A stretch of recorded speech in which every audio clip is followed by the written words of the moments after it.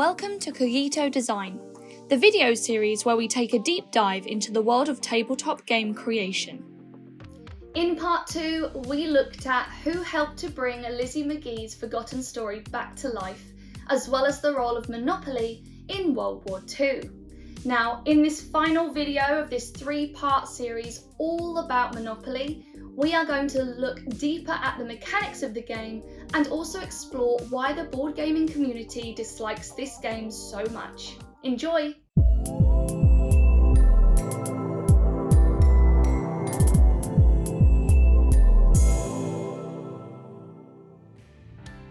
So why do people hate this remarkably interesting game so much? Well, there are several reasons for that, and they seem to coalesce into two main groups. It may not surprise you to hear that the criticism is not generally down to a solidarity with Lizzie McGee or a rejection to making military use of humanitarian organisations. The first group of criticisms is that the game is simply not fun. The mechanics themselves lead to a poor experience. And the second is that the sheer incredible success of such a poor game has put many people off the hobby entirely. There is truth to both of these criticisms, but they are not, I would argue, the whole story. Firstly, the game is considered very much too long. Now, to clarify here, much of the cause of this length is that people do not actually play the game correctly. If, for example, your family puts fines into the centre of the game board to be picked up when someone lands on free parking, you are actually adding money artificially to the economy, and thus extending the game time unnecessarily. But that is not the root cause of this issue, and I'll touch on this idea later. Even if games of Monopoly lasted 90 minutes, as they are allegedly supposed to, they would still feel too long for one simple reason. The vast majority of the action happens in the first few circuits of the board. Once the properties are bought, it often becomes clear who the winner will ultimately be, and the rest of the game is just a slow grind waiting for the inevitable. This indeed was the very purpose of the game as designed by Lizzie McGee, but has been unintentionally copied by Charles Darrow. The roll and move mechanic that is central to the game is also held up as a clear flaw. Critics of Monopoly correctly argue that simply rolling 2 dice then moving your piece is entirely without player agency. You have no control over what you roll, and this randomness decides much of your fate in the game. Good games should give you interesting decisions and not arbitrary events. This, however, is not the whole story for roll and move. And if you're interested, I've touched on these ideas and this mechanic in much more detail in my roll and move video. The huge success of Monopoly has also created some of the antagonism it receives. Board game enthusiasts see these flaws and know that when they tell others about this hobby, it is this game their minds will likely spring to. "She's into board games" doesn't immediately conjure up images of glamorous casinos and James Bond playing Baccarat. Instead, it reminds us of rainy holidays, playing an endless dreary game of Monopoly with half the pieces missing. Board gamers know deep down that if it weren't for this game, they could perhaps convince that old friend of theirs to join them for a game of viticulture. It should be clarified that none of these criticisms are untrue. The game is too long, often tedious. It relies heavily on luck, and it has certainly been unceremoniously forced into the childhood memories of millions. Does it therefore deserve its current state of derision? I would argue not. How then can we defend this monstrosity? Well, in addition to its rich history, Monopoly has many lessons to teach us as game designers. There are reasons for its unprecedented success. The first of these lies in the board itself. The Landlord's game was one of the first board games that removed the linear roll and move path that had existed in games since Moksha Patan was created in 2nd century India. Monopoly replaced this familiar feature with a cyclical board that repeats itself throughout the game. This was itself a fairly novel mechanic, and its impact is that the decisions you make affect your future in the game. Is not buying this property now going to cost you on a future turn when you land here again? The roll and move side of things may lack player agency, but being tied to this repeating cycle of properties adds to the import of your purchasing decisions.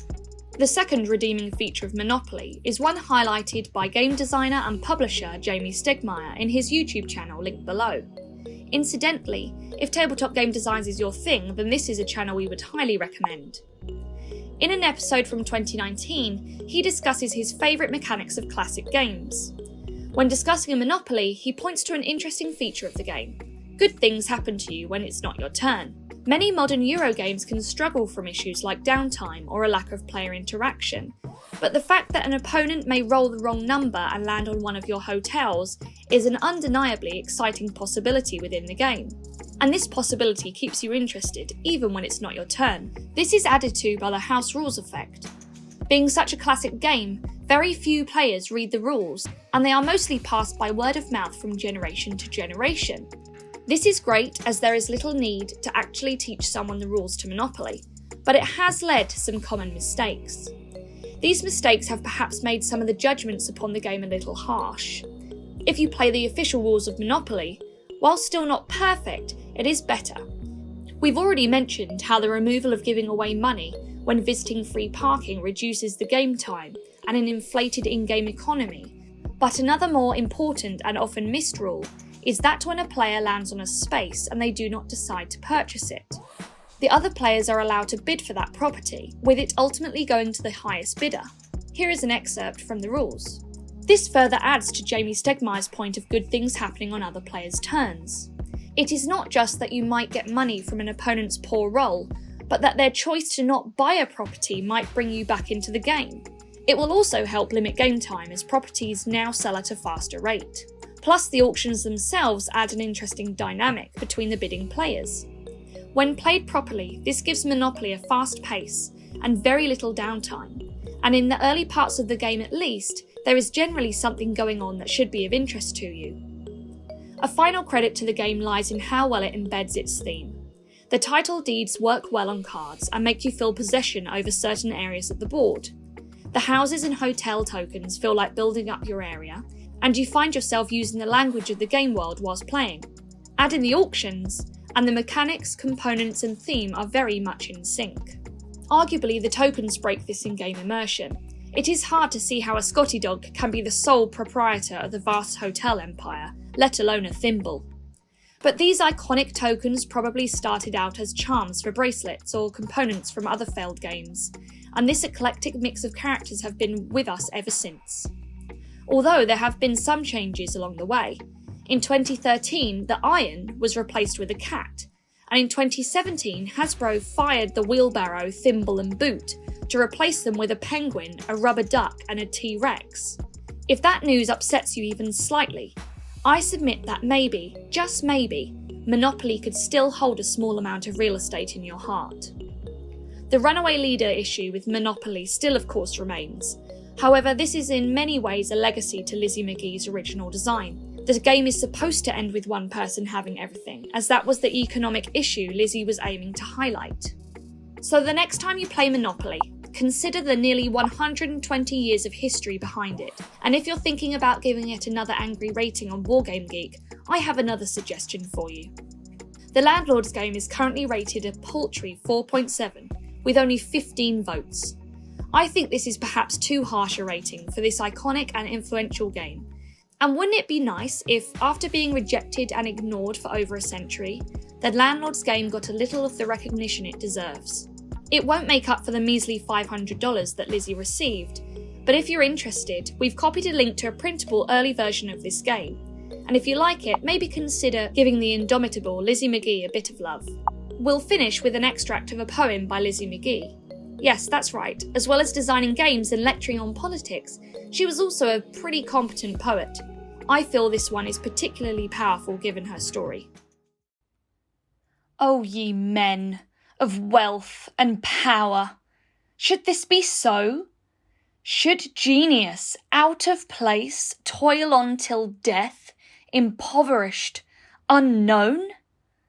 This poet's soul, imprisoned, dreams away. 1,000 brilliant thoughts come rushing to his brain, and like some caged wild bird, flap their wings and cry for liberty, but find it not, and fade and die imprisoned. If you enjoyed this poem, then you can read more looking at the links below, but be careful not to promote these too much, or Hasbro could own them by the end of the week. Thanks so much for watching. Please like and subscribe if you enjoyed this video. And thank you as always to our Patreons for your support of our channel. If you are liking our content so far, please head to Patreon to find out what we offer. See you in the next video. Bye!